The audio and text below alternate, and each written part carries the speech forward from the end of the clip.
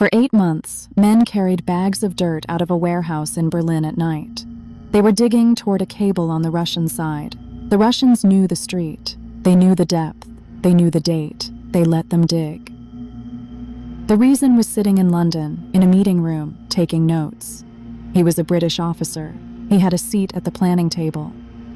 3 years in a North Korean prison camp had changed his mind about which side he was on. Nobody in London knew that. His name was George Blake. He wrote down everything said in that room. Then he handed it to the KGB. He did it before the first shovel went in. So Moscow had a choice. Stop the tunnel or keep the man who told them about it. They kept the man. He was worth more. He had already given them the names of hundreds of people working for Britain. London believed some of those people were shot. Blake said for the rest of his life that nobody died because of him. In Berlin, the Americans reached the cables and cut into 3 of them.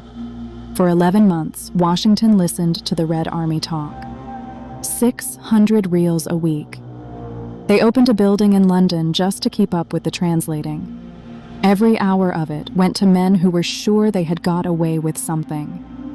In April 1956, the Russians opened the tunnel up. They said they had found it by accident. They said a fault in the line had led them to it. Then they walked journalists through it and let them take photographs. They said nothing about the file that had been sitting in Moscow for 2 years. Blake was caught 5 years later. He got 42 years.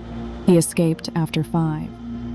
He lived in Moscow until he was 98, with a pension and a medal on the wall. He was never sorry.